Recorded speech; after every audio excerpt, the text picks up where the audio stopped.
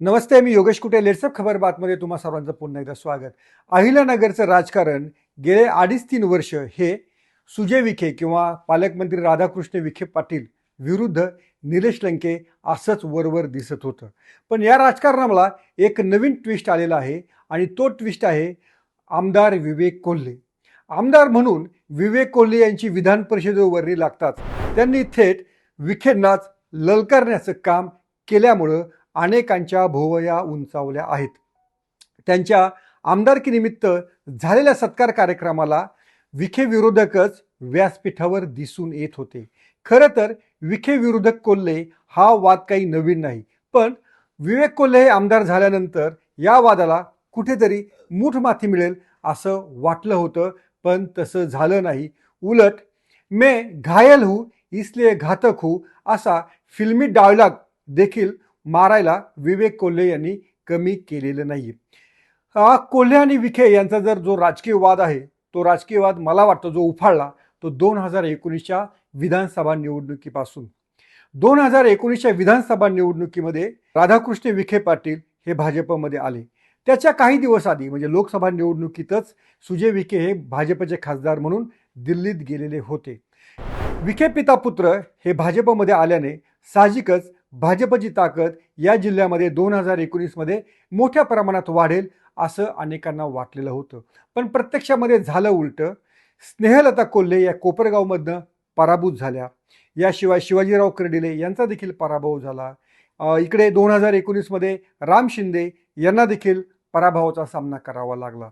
म्हणजे जे भाजपचे आधीचे आमदार होते त्यांना विखे आल्यानंतर माजी व्हावं लागलं आणि या आपल्या पराभवाला विखे पाटीलच कारणीभूत आहेत अशी थेटपणे टीका राम शिंदे आणि स्नेहलता कोल्हे यांनी केलेली होती. त्यामुळं साहजिकच विखेंवरती कोल्हे कुटुंबाचा राग होता.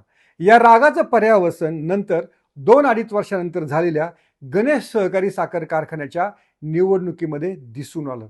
हा साखर कारखाना विखे यांच्या ताब्यामध्ये होता, मात्र तो बाळासाहेब थोरात आणि विवेक कोल्हे आणि प्रभावती घोगरे ज्या विखे यांच्या परंपरागत विरोधक आहेत, या तिघांनी एकत्र येऊन गणेश सहकारी कारखान्याची सत्ता आपल्या हातामध्ये घेतली आणि तेव्हाच विखेंच्या सत्तेला सुरुंग अशा बातम्या देखील आलेल्या होत्या. पण राजकारण हे नेहमी एका जागेवर स्थिर राहत नसतं.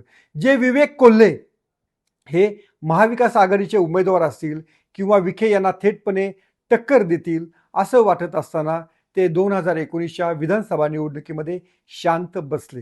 पुढच्या राजकीय प्रवासाचं आश्वासन त्यांनी केंद्रीय गृहमंत्री अमित शहा आणि तत्कालीन उपमुख्यमंत्री देवेंद्र फडणवीस यांच्याकडनं मिळवलं.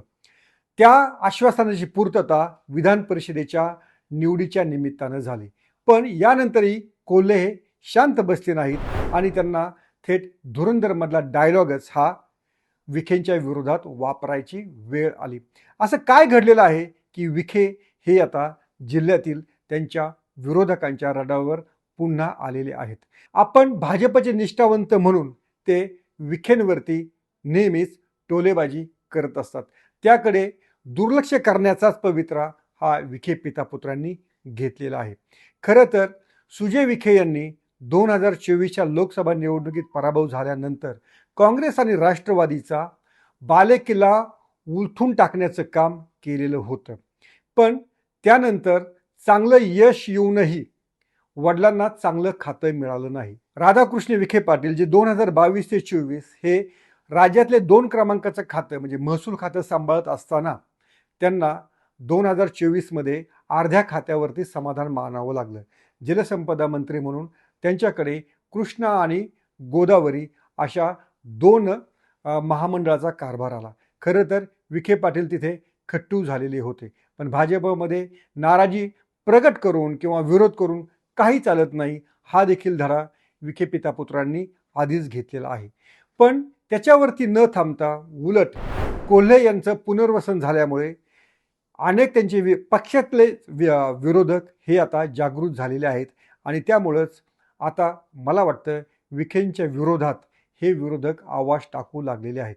बबनराव पाचपुते किंवा त्यांचे पुत्र असलेले आमदार विक्रम यांचं देखील विखेंशी फारसं सख्य नाहीये.